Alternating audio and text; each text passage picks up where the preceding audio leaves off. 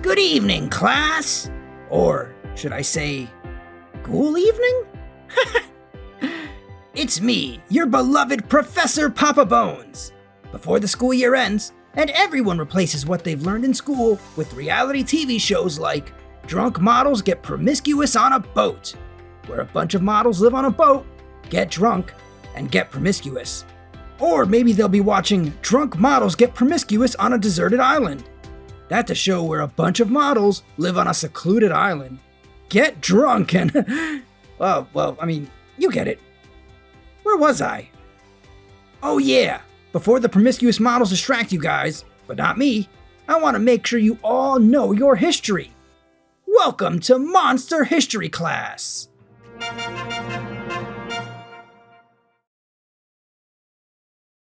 Eddie, hit the lights. Val, I don't think you should be standing there. I think you're gonna hurt. I said do it now!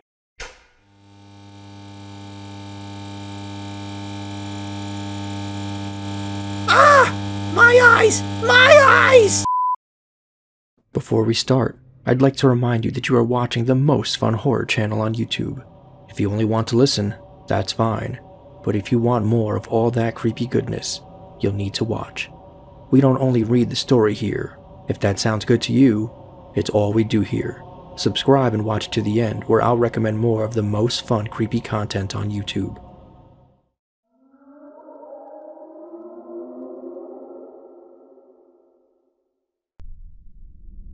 Werewolves.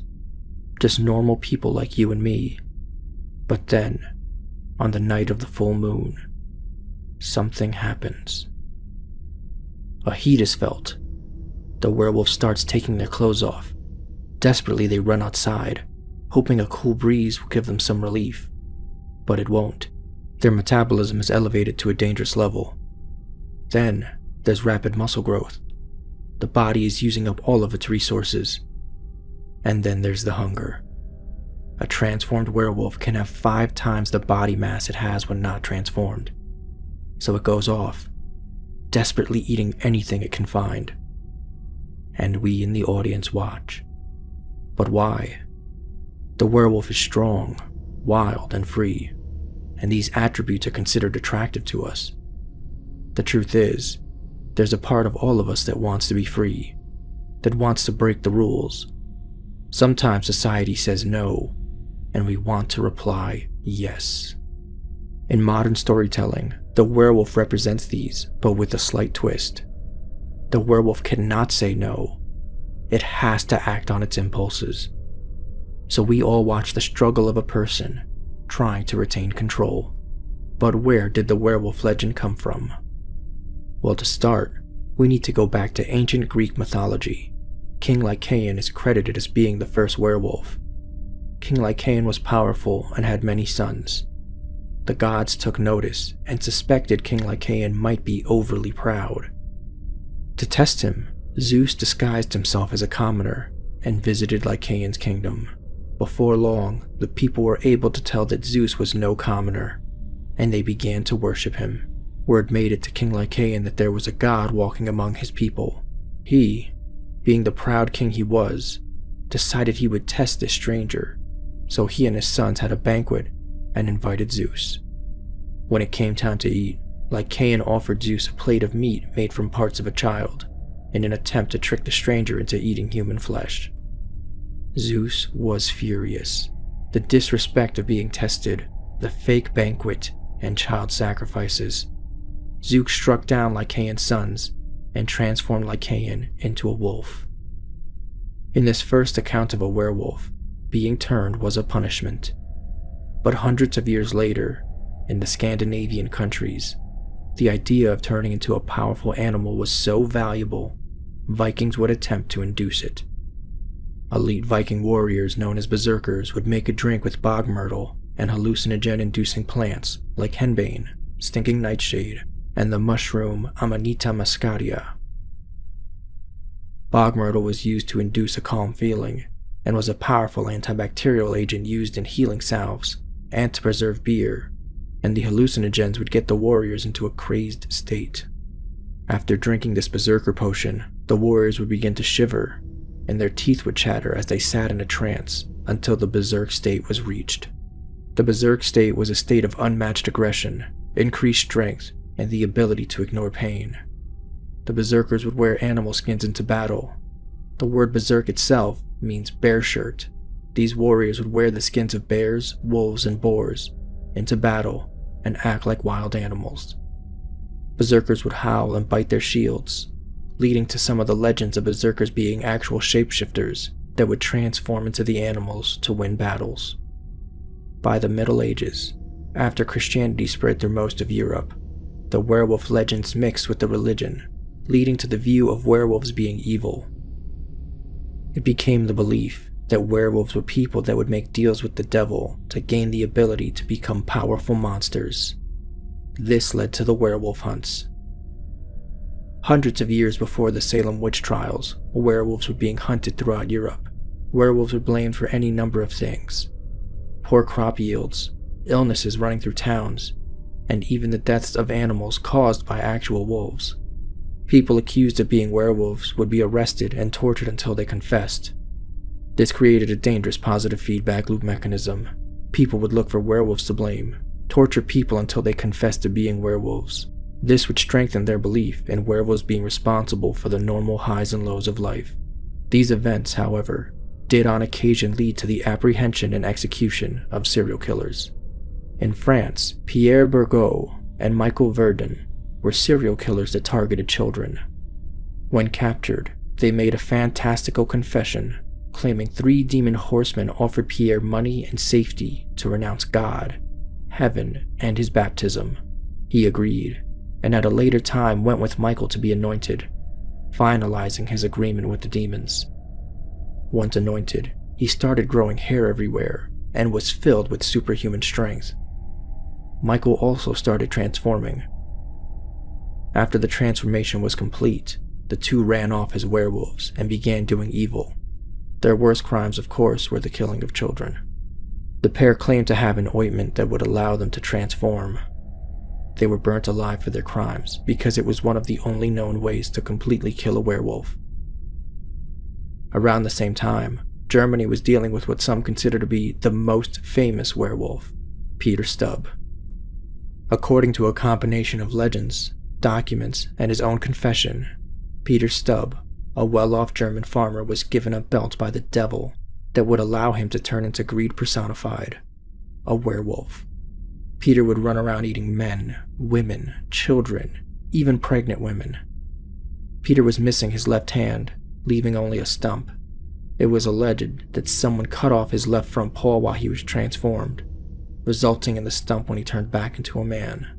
He was executed for his crimes on Halloween in 1589. There are also illnesses that help cement the idea of werewolves into the minds of ancient people. Hypertrichosis, also known as werewolf syndrome, is a genetic abnormality causing excessive hair growth on the face and on the body. Hypertrichosis can be present at birth or can appear later in life, making it look more like the person had been transformed into a werewolf. Rabies is an easy one to see similarities in. The infection is spread by scratches and bites, and animals infected with rabies go berserk, like the Viking warriors did. Another illness with potential links to lycanthropy is Pitt-Hopkins syndrome. Pitt-Hopkins syndrome is a rare genetic disorder. People with Pitt-Hopkins are often intellectually challenged, suffer from epilepsy, and have a difficult time breathing properly. They can also have a very difficult time speaking, if they learn to speak at all. There are also anomalies in the facial features of someone with Pitt-Hopkins syndrome, like deep-set eyes, a large mouth, widely spaced teeth, and ears with a thick and overfolded helix, the outermost fold of the ear. People with Pitt-Hopkins are not dangerous. Generally, they're very happy and smile often, but deep-set eyes, a wide mouth, and spread-apart teeth might lead an uneducated person to believe they're seeing some sort of hybrid. In fact, in 1725, a boy was found wandering the woods in Germany on all fours and naked. He was called Peter the Wild Boy. Many thought he was either a werewolf, some wolf-human hybrid, or at a minimum raised by wolves. He ate with his hands and couldn't speak. Peter eventually was sent for and ended up adopted by the courts of King George I and King George II. Years later, it's believed that Peter the Wild Boy was just someone with Pitt-Hopkins syndrome. Now we've seen becoming a werewolf go from being a curse in ancient Greek mythology, to being desirable to Scandinavian warriors, to being a powerful state brought on by magical items you could only get by dark and evil means. But what about the full moon? Classic werewolves infect other people by biting them, and then they turn on the full moon. According to a study performed at Australia's Calvary Mater Newcastle Hospital, a full moon brings out the beast in many humans. The study lasted from August 2008 to July 2009 and measured acts of violence at the facility. In the time measured, there were 91 violent acute behavioral incidents at the hospital. 25 of them, 23% of the incidents overall, happened during the full moon. A full moon occurs once every 29.5 days, or roughly 3% of the time. For 23% of the incidents to happen on 3% of the days means the chances of an act of violence is more than 7 times higher on the full moon. It was observed patients were more likely to attack staff and display animal-like behavior like scratching, biting, and spitting when the moon was full. The study was unable to determine the reason behind the violence. It is undeniable that the moon is able to create changes in pressure on the Earth. The tides are created as a direct result of the moon's gravitational force acting on the ocean. Maybe some people are more sensitive to this, but the moon's power is not limited to the tides and people. The National Institute of Health released a study in the year 2000 titled, "Do Animals Bite More During a Full Moon? Retrospective Observational Analysis," where they plainly state, "In our study, we showed that an association exists between the lunar cycles and changes in animal behavior, and that animals' propensity to bite humans accelerates sharply at the time of a full moon. So while it's not fully understood, the full moon can also make some animals go berserk." Thank you for watching. I hope you enjoyed this journey from ancient curse from the gods to modern illustration of the internal struggle we all face from time to time. If you enjoyed this, you'll probably like my video on the origins of vampires. Or, if you're in the mood for something really creepy, check out my series on True Encounters. True scary stories sent in by you. Val, we're live. Ah, excellent, Eddie. Now you can turn on the lights. Are you sure? I'm not some kind of idiot, Eddie. Go ahead. Wait, no, not the big one. Ah, that's more like it. Val, can you even see with those things on? Why, of course, Eddie. I've got the vision of a bat.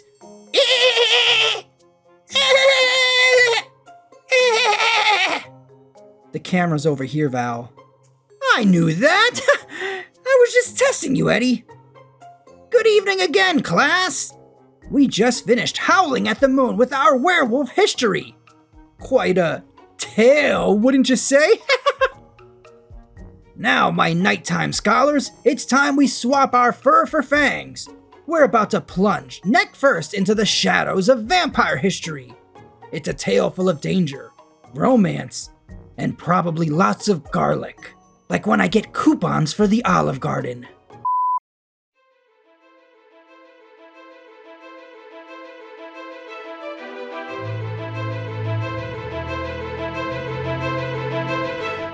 Vampires. They go around at night, stalking their prey, feeding off the blood of their victims. The vampire monster is exciting to children, but for modern adults, and in modern storytelling, some believe the vampire is being used as a symbol for the evils of the Republican Party. The idea of the elite callously feeding off the life of the weak. A stark contrast to the symbol of the evils of the Democratic Party. Zombies. The mindless herd, wandering, consuming everything, but making nothing. But that's a video for another day. So where did the vampire legend start?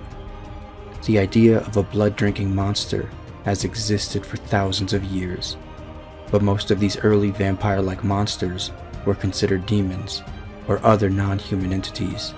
How did vampires go from being these non-human entities to representing an uncaring elite?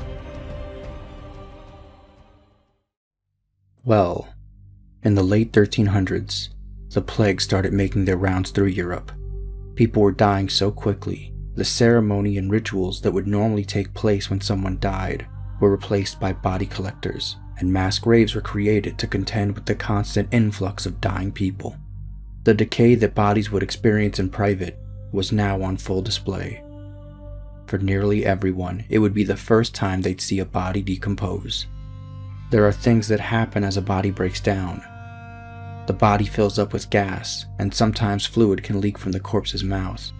When body collectors and other people observing mass graves witnessed some of these events, they misinterpreted what they saw. A corpse with an inflated abdomen and blood leaking out of its mouth looked like it might have been alive and eating blood. But the corpses were never seen doing these things during the day, so it was believed they could only feed at night. Another phenomena observed were holes appearing on the shrouds placed on the deceased's head, revealing the teeth. Shrouding a body was common practice, used to offer the deceased privacy and to give it some defense against wild animals before the body would be buried or cremated. Bacteria found in the mouth would cause the shroud to break down around the mouth, exposing the teeth underneath. When corpses were found this way, people reasoned the deceased was actually alive and had eaten the shroud, giving vampires the name Shroud Eaters. While these ghoulish images do a fine job of conjuring fear, these first vampires are far from the horror royalty we are familiar with today. Something changed. Hundreds of years later, in order to consolidate power, affluent Europeans started marrying within their small social groups. Fast forward several generations, and many of them began to develop diseases due to genetic disorders caused by this inbreeding. A handful of them would go down in history as vampires, but one that really left their mark was Countess Elizabeth Bathory of Hungary. The Guinness Book of World Records calls her the most prolific female murderer, and her sadistic practices made her a major influence in Bram Stoker's Dracula. Born Elizabeth Bathory, she was the daughter of Baron George Bathory and Baroness Anna Bathory. Elizabeth had a long line of royal ancestry. Her family's history suggests that they were closely related to each other. She likely suffered from a number of hereditary health disorders. She was known to have epileptic seizures that led to an array of pseudo-quackery cures that inspired many of the most insidious stories about the Bathory vampire legend, and possibly introduced her to some of her sadistic practices she would become famous for as she aged. Because of the lack of hard evidence available about Elizabeth's childhood, this period of her life is where most of the speculation exists. One popular rumor is that she was made to drink blood to cure her seizures. The idea of blood being responsible for both sickness and health led doctors to believe you could cure someone's seizures by having them drink the blood of someone who did not suffer from seizures. If this is true, Elizabeth would have started drinking blood at a very young age, and maybe acquired a taste for it. Another rumor claims she was taught by her family to be callous and to worship Satan. There's no evidence to support this. More than likely, this is an embellishment added to her legend after she was already an adult, or even after her death. At 15 years old, Elizabeth married 19-year-old Ferenc Nadasti. His family was not as powerful as Elizabeth's, but they were very wealthy. Ferenc was an excellent soldier and was eventually promoted to the rank of chief commander of Hungarian troops. He would go off to war and leave Elizabeth alone to take care of all of his affairs. In Ferenc's absence, rumors started circulating about Elizabeth. Townspeople would hear whispers about what went on in the castle, about how Elizabeth would take delight in torturing and killing her servant girls. Elizabeth allegedly had a torture chamber where she would force pins and needles under her victims' nails, tie them up, and cover them in honey for bees and ants to attack them, sometimes even bite or cut off portions of their faces. Then the unthinkable happened. Elizabeth's husband Ferenc died in war. After his death, Elizabeth went completely mad. Not only was she torturing and killing servants, but she would have daughters of peasants brought to her too. Even the daughters of noblemen, sent to her to be taught manners, were in danger, and her methods became even more sadistic. There are reports she would stick needles through her victims' lips, bite their breasts, and cut into them using scissors. She made one girl cook and eat a part of her own flesh before she died. It is said she believed the blood would keep her healthy and beautiful. Eventually, word of Elizabeth's evil acts made it to King Matthias II. He sent out 2 men to collect evidence on the charges against Elizabeth. When the 2 men returned, they came with hundreds of horrific accounts. According to their accounts, Elizabeth's victims were as young as 10, and some were being kidnapped. Elizabeth Bathory was sentenced to being locked in a room in the castle. She died in that room 3 years later. Now the case of Elizabeth Bathory shows some of the progression of vampire origins, from demons and monsters to the undead corpses in mass graves that drink blood at night, to a person of high standing drinking blood, torturing and killing. But what about vampire weaknesses? Some health disorders brought on by affluent people only marrying each other have also become part of the vampire legends. One of the most noteworthy was porphyria. Porphyria is the medical name for an extremely rare metabolic disorder. Individuals with this condition have skin that is extremely sensitive to sunlight. Being out in the sun can cause redness, swelling, blisters, and even permanently damage any uncovered skin. This would cause the sufferers to have very low vitamin D levels, making them more susceptible to gum disease. Red, inflamed, receding gums would make the canine teeth of these individuals look more prominent, giving them a fanged look. There are other symptoms that link porphyria to vampires.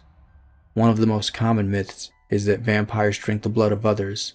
Porphyria can produce reddish or brown urine, and this may have contributed to the belief that individuals with these symptoms were drinking blood. It doesn't help that some doctors encourage sufferers to actually drink good blood to compensate for their bad blood. Another hallmark vampire trait is an aversion to garlic. Garlic's high sulfur content makes it a trigger for painful attacks for people that suffer from porphyria. Someone that suffered one of these attacks would appear to be afraid of garlic. I hope you enjoyed this journey from ancient blood-drinking demon to modern-day horror royalty. There's so much that wasn't discussed here, because like most legends, bits and pieces have become added on through the years. If you know of other diseases or other people that have had an effect on vampire lore, tell us all in the comments. If you enjoyed this and want me to do origins for other horror icons, maybe your favorite ones, let me know in the comments. If you enjoyed this video, you might also enjoy the documented UFO encounter, Who is the Grinning Man in Dreadcold, or True Dogman Stories. Well now, wasn't that a bloody good time? From howling at the moon to being cool, walking around in cloaks, we've covered quite the monstrous curriculum tonight. I'm just glad you can see again. I was really worried. I told you before I could see just fine! Thank you, my ghoulish scholars, for sticking with us through fur and fangs. Whether you're running with werewolves or vamping it up with vampires, we've learned a thing or two tonight. And let's not forget the most important lesson of all, my dear students. Each and every one of you is special and unique. You're more than just horror fans. You're members of our super horror family. You matter, you make a difference, and you enrich our community with your presence. So keep howling at the moon. Keep flying into the night, and keep being your wonderfully creepy selves. I wouldn't have it any other way.